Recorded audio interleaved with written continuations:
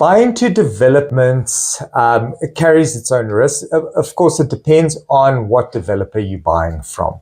So the first side of due diligence that I would recommend that any purchaser begins undertaking is to verify who the developer is. If the developer has a long track record of having developed multiple buildings, then it's a good sign. And the prospects of the development being completed are good.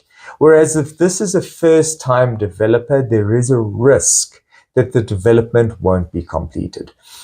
Now, we won't have time in this video to discuss every single contingency and every single scenario that could play out. So I'm just going to point out certain common ones that might interest people and getting you to ask the right questions. So the first thing that you need to ask yourself is, why does it matter if a developer goes bankrupt? Well, there's two components to that. The first is, if you've bought your property and it's not yet completed, then it matters to you because you've bought a property, but now it hasn't been completed and you want someone to complete it, but the developer does not have money as they went bankrupt. So that's the first scenario to think about. The second scenario to think about, however, is if you buy into some sort of complex or estate or homeowner association or sectional scheme where the developer goes bankrupt midway through the development of the remaining complex or estate.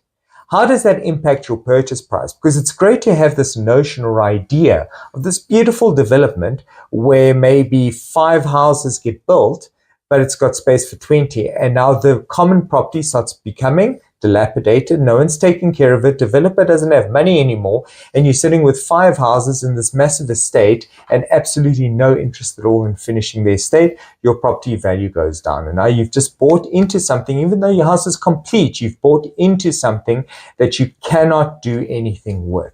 And these scenarios arise more often than you think. So please be very careful when buying developed properties. Now, in the first example, what we sometimes find is if people buy off plan, they buy the land, so they become owners of the land in the development, and then there's a contract between them and the developer to complete the construction of the building on the land. Now, you can get bonds for both, and when the developer is completing the construction of the building, you often find that the banks will pay this in piecemeal, so progression payments. They won't pay everything ahead of time. So at least you've got some form of security that the bank will not pay out more than what they deem the value of the construction at that point in time to be.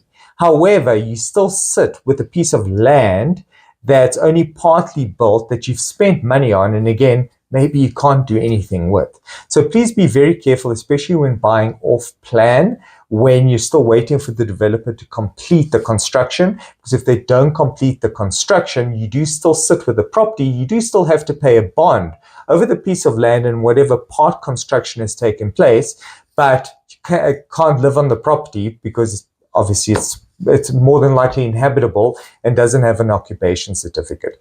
In the second example, if you've bought the property, it's completed, maybe it's already been built, and you've bought it and it's completed and now it becomes yours and you can live in it. Be careful with this. So the value of your property is contingent on the development within that estate, within that complex. Even if every unit has been built, please bear in mind the value of your property is determined also by how that estate or body corporate is actually run. If the body corporate's in debt, if it doesn't take care of common property, the value of your property will diminish. Now imagine the developer goes bankrupt and does not complete the project. Same thing is going to happen to your property. So make sure that either your property is freestanding to the degree that you don't have to worry about the completion of the rest of the development. So let's say you buy single stand, it's just yours. You buy it, the person develops it, and you pay them progression payments. That's still okay. But if you're counting on the development of a bigger scheme, please be very careful. Make sure that the track record is there so that you don't throw money down the drain and end up losing money in value.